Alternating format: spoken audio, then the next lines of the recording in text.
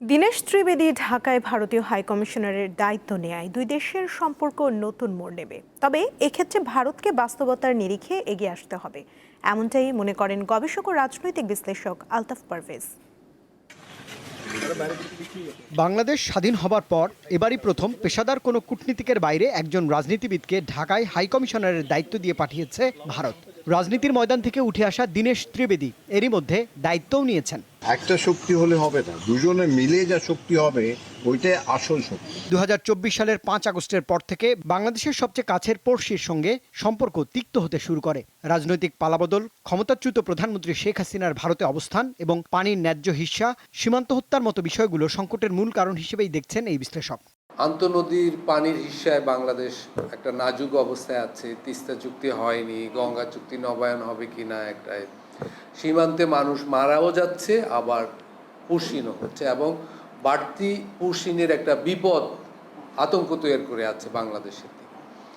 এবং bus train যোগাযোগ ইত্যাদিও স্বাভাবিক হয় নাই, মানে নেতিবাচক ঘটনা সব।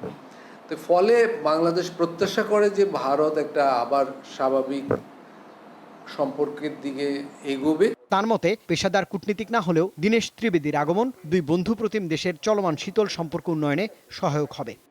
ফার্ম ফ্রেশ পাস্তুরিত তরল দুধ,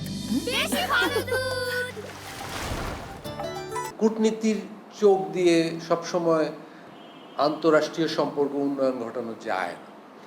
কূটনীতিবিদরা তো একটা যান্ত্রিক দৃষ্টিকোণ থেকে সম্পর্কগুলো এগিয়ে নেন বা দায়িত্ব পালন করেন, কিন্তু ভারত বাংলাদেশ সম্পর্ক যেরকম অবস্থায় দাঁড়িয়েছে এবং এর ঐতিহাসিক যে প্রেক্ষাপট, এখানে একটা রাজনৈতিক প্রজ্ঞার দরকার আছে।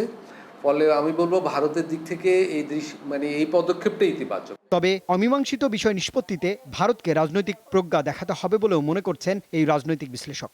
সম্পর্কটা হতে হবে পুরো দেশের সাথে এবং বাংলাদেশের যে কোনো সরকারের সাথে, বাংলাদেশের সকল দলের সাথে এবং সামগ্রিকভাবে বাংলাদেশের 17 কোটি মানুষের সাথে। ভারতের সরকার বা ভারতের কোনো একটি দল যারা ক্ষমতায় আছে, তারা যদি এখানকার শুধু একটা দলের সাথে সম্পর্কে পুরো বাজি ধরে থাকে, তাহলে বাংলাদেশ ভারত সম্পর্ক ইতিবাচক দিকে এগিয়ে নেওয়া তো কঠিন। ফলে এই দৃষ্টিভঙ্গির উপর দাঁড়িয়ে শেখ হাসিনার ভারতে অবস্থানকে বিবেচনা করতে হবে। বর্তমানে বাংলাদেশ এবং ভারতের দ্বিপাক্ষিক সম্পর্কে এক ধরনের পরিবর্তন ও পুনর্গঠনের একটি সময় চলছে। গণঅভ্যুত্থান পরবর্তী সময়ের তিক্ত সম্পর্কের বরফও হয়তো বলতে শুরু করেছে, তবে এখনও দুই দেশের মানুষের সম্পর্ক বাড়াতে ভ্রমণ ভিসা, অবাধ রেল সংযোগ সহ সীমান্ত নিরাপত্তার সংকটগুলো বড় চ্যালেঞ্জ হিসেবেই সামনে আসছে। রুবায়েত হাসান, দীপ্ত সংবাদ, ঢাকা।